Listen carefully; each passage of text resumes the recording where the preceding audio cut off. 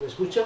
Es que no tengo una voz muy fuerte. Pero ya para terminar, pues tenemos al amigo Juan José Teller Rubio, un algecireño, más joven que yo, nació en el 58, escritor, periodista, colaborador con distintos medios de comunicación, tanto en prensa, radio y televisión, fundador de varias revistas y colectivos contraculturales, recibió distintos premios periodísticos y literarios, fue director del diario Europa Sur y en la actualidad ejerce como periodista independiente para varios medios.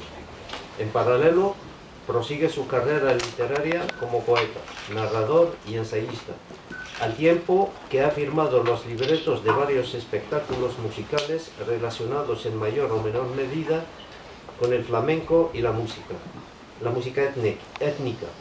También ha firmado guiones para numerosos documentales. En 2012 fue nombrado director de programación y contenidos del Centro Andaluz de las Letras. Tiene varios libros publicados en poesía, como Historias del Desarrollo, Crónicas Urbanas, Medina y otras memorias, Bambú, Daiquiri, Transatlántico, Las causas perdidas, etc. En narrativa tiene publicaciones como Amor Negro, Territorio Estrecho, El Loro Pálido, Main Street, Señora Melancolía y Profundo Sur. En ensayos tiene publicaciones también como Paco de Lucía, Retrato de familia con guitarra, que fue publicado en el 94, Marejada, Historia de un grupo literario, en colaboración con Juan José Lanz, Carlos Cano, Una historia musical andaluza en el 98 y Moros en la costa.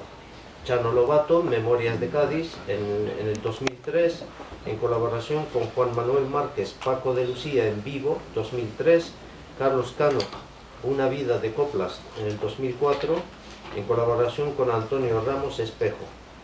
Gibraltar en el tiempo de los espías en el 2005, Teoría y praxis delgadita en el 2008 y probablemente sea el último libro, al menos yo tuve la suerte de presenciar su presentación, que es Paco de Lucía, el hijo de la portuguesa en el 2015. La palabra. Muchas gracias, Ahmed. Muchas gracias, José María, por la invitación. Gracias, Paloma Fernández Omar, por intercambiar nuestro turno de lectura. Yo tendría que haber estado ayer por la tarde, no pude estarlo y Paloma gentilmente me sustituyó y hoy la sustituyo yo a ella en esta mesa. Yo suelo decir que mi patria, afortunadamente, hay veces que sentimos que tenemos dos gobiernos, pero hoy, yo en este momento estoy encantado porque por lo menos aquí no tenemos ninguno, hasta comienzos de año. Y se siente uno muy libre en esas circunstancias. Que no quede la por lo menos está en funciones. No pueden tomar decisiones que vayan en contra de la lesa humanidad. Pero yo tengo varias patrias, o tengo una sola, que es la del Estrecho. Yo me he sentido siempre hijo del Estrecho. Nací en Algeciras, me crié en Cádiz. Massaud dice que uno es de donde estudió el bachillerato, y amé profundamente Tánger, Tetuán, Fez, Larache, Casablanca, Rabat o Gibraltar. Que si tengo que definir una patria es esa, y si tengo que definir una bandera sería la del viento. Fruto de esa memoria es el poema que voy a leerles. Se titula Junto al malecón del antiguo embarcadero, y una descripción de la Algeciras perdida, la que yo conocí de niño y ya no existe, y que fue mi primer embarcadero hacia Marruecos, hacia la otra orilla, en donde, por cierto, también amo profundamente a Ceuta y a Melilla. Cuando el río crecía más allá del acueducto y anegaba las vegas junto a las vías del tren, la ciudad aún olía a la sangre de los toros, a los largos escombros de un tiempo demolido, entre grúas que zarpaban hacia cielos nublados y lentos paquebotes que orillaban al muelle. He ahí su antiguo lastre de marinos y sargazos, que buscaban noráis en los ojos marchitos y brumas de alcohol o fuego de San Telmo por los bares sucios de la acera de la Marina. Había ruido entonces entre los cafetines un largo murmullo de automóviles viejos, compañías de artistas al casino cinema con baúles de coplas en lento blanco y negro. Soldados de regulares fumaban la grifa que humeaba el miedo sobre sus tatuajes. ¡Ay! De los viejos sultanes de Chilaba sucia que arribaron desde el Riz hacia la Isla Verde. Debimos preguntarles si el olvido nos salva de la extraña memoria que traen las pesadillas. Llovía eternamente sobre nuestro pasado. El dinero hablaba a menudo en inglés sobre el vestíbulo azul de los grandes hoteles. El mundo estaba en orden y Dios era de aquellos que guardaban las fiestas y eran obedientes. Días de extraperlos bajo las luces del alba, cuando las cuadrillas de los pescadores ignoraban si el mar les sería favorable o una trampa escrita en la palma de sus manos. Las mujeres de noche entrecerraban sus labios bajo la lenta persiana de la supervivencia. El aire olía a fruta madura, a salazón y a bastos. En la plaza baja donde ardían las pavanas, cuando escampaba el sol y la grave tormenta, no era otra guerra cruzando por sus calles, sino ocres relámpagos sobre la sierra de la luna. Mi sombra seguiría colgada en los espejos del café Borque si no hubiera caído bajo la extraña piqueta de los suicidios, como el de este lugar que pareciera odiarse y de tarde en tarde se borra de los mapas. El mar, que es el morir, ya no le salva de su eterno naufragio sin remedio. Siempre su ambición le pudo a la ternura, como el levante domina los veranos, si las hogueras no logran quemar su maleficio. Ojalá que los suburbios lleguen a vengarse de esa clase media adormecida que no suele transitar por sus recuerdos, ni conserva la huella de los besos que los amantes lanzaban a los barcos. Te diré dónde estaba la esperanza muerta, junto al malecón del antiguo embarcadero.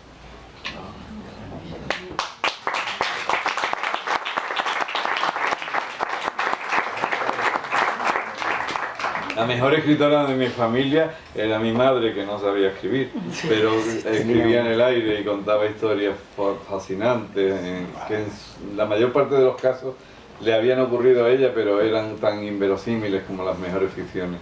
Ella me contó muchas veces la epopeya al volver precipitadamente de la línea de la Concepción en el año 36, cuando mi abuela la invitó a acompañarla. Mi abuela era extraperlista y revendía objetos minúsculos en la Sierra de Ronda. La invitó a conocer la feria de la línea con tan mala suerte, ella tenía 9 años, de que aquel verano no hubo feria, sino algo bien distinto, el carnaval de la muerte y de la intolerancia y del fascismo. Ella volvió seguida a uña de caballo por los moros de regulares, los cargados con sus zaragüeyes y sultanes, y ella siempre me contó como fascinada el miedo que le producían y la tranquilidad cuando les decían desde sus altos turbantes y sus kepis, niña tranquila, moro no matar, moro no matar. Este poema tiene mucho que ver con los recuerdos de mi madre, que a fin de cuentas terminan siendo los de uno mismo. Ojalá hubiera sido ella quien hubiera escrito, porque habrían salido ganando. El sabor de las olivas. Era en el tiempo claro de los lentos expresos, cuando el mundo enarbolaba discursos y banderas, las iglesias ardían bajo el fuego de la rabia y los sin nada soñaban con dejar de serlo. Entonces, como ahora, al llegar el otoño, en el sur adoraban a los dioses del aceite, árboles como brazos de color esperanza, unas cuantas monedas para abrigar los fríos. Vareaba aceitunas una niña menuda que iba a probar temprano el beso de la muerte en ese país ahito de luto y de caínes al final de los años 30 de un siglo miserable. Lo peor nunca fueron las horas de solina en los riscos minerales de la Sierra de Ronda, sino el temor de un año a la lluvia o al secano y que no hubiera siquiera esa limosna de Dios. Mi madre no contaba demasiado de aquellos momentos de fatiga en su infancia perdida, prefería eludir el cuento y referir en cambio que luego fue feliz, aunque por tiempo escaso. Atrás quedaban los tiros, zaragüeyes, turbantes, la sangre de los suyos que fue la de los míos, una huerta perdida en una guerra infame, cuando las olivas sabían a silencio y espanto. Cada vez que regreso a ese pueblo la veo todavía corriendo hacia el lecho del río. Detengo mi automóvil, me gustaría llegar a su choza y anunciarle que su padre vive. Solo son fantasmas quienes pueblan mis ojos, naturalezas muertas que la memoria pinta en un mar de olivares o en el largo naufragio que arrastra hacia la tumba a mi patria y mi familia.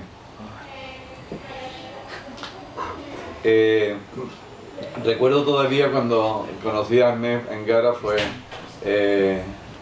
creo recordar, hace 30 años aproximadamente, en la antigua biblioteca de Tánger, en una reunión en la que algunos escritores marroquíes en lengua española presentaban sus textos, con la presencia de Mohamed Shukri, con su inevitable fular y su gorra entre bohemia y bolchevique.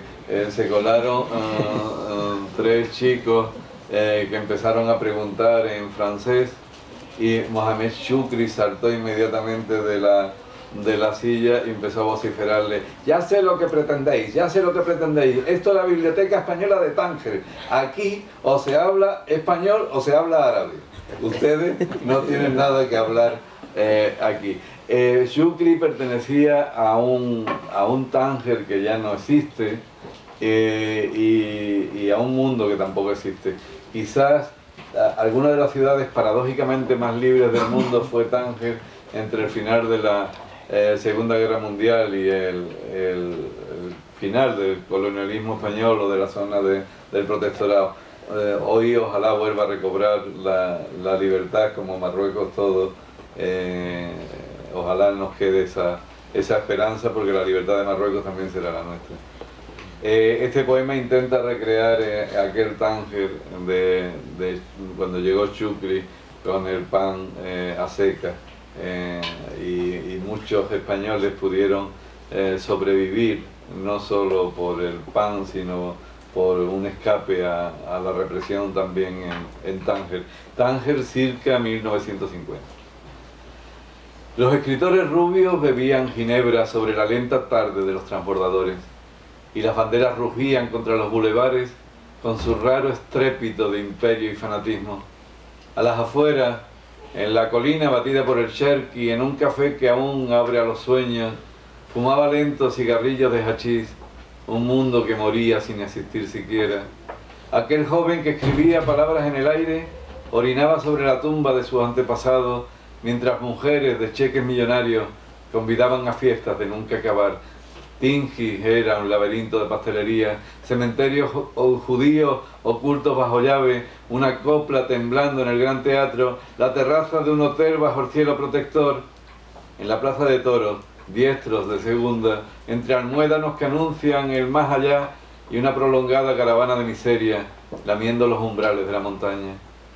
Los poetas llegaban del otro lado del mar, como peregrinos a la calle de los enamorados. A veces reunían a sus amantes mendigos y de ellos aprendían el lenguaje del gozo. Todo ello ocurrió en una ciudad perdida, en un mundo tan frío como sus guerras. Olían a pasado el baúl de las ancianas, cuyo amor había muerto tanto tiempo atrás.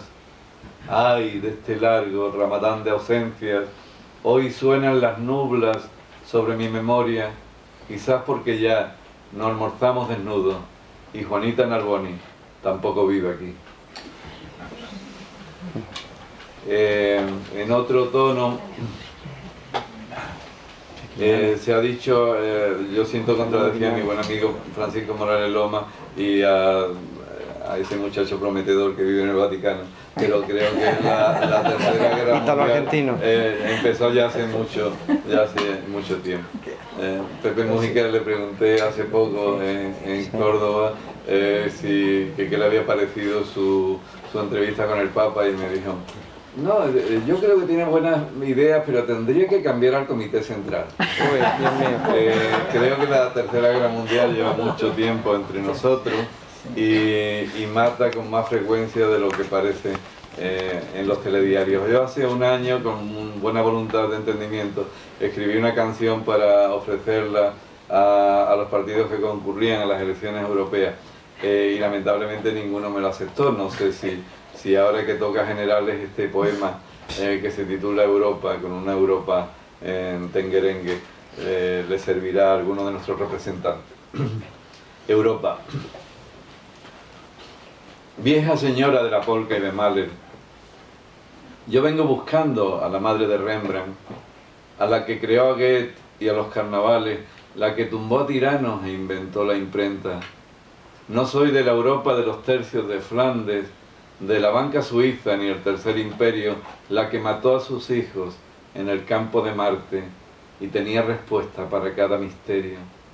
Vengo del secreto de la Mona Lisa, de los días azules de Antonio Machado, le rezo a los templos que no tienen prisa y siempre perdonan mi mayor pecado. Yo soy de la Europa de los cabarets,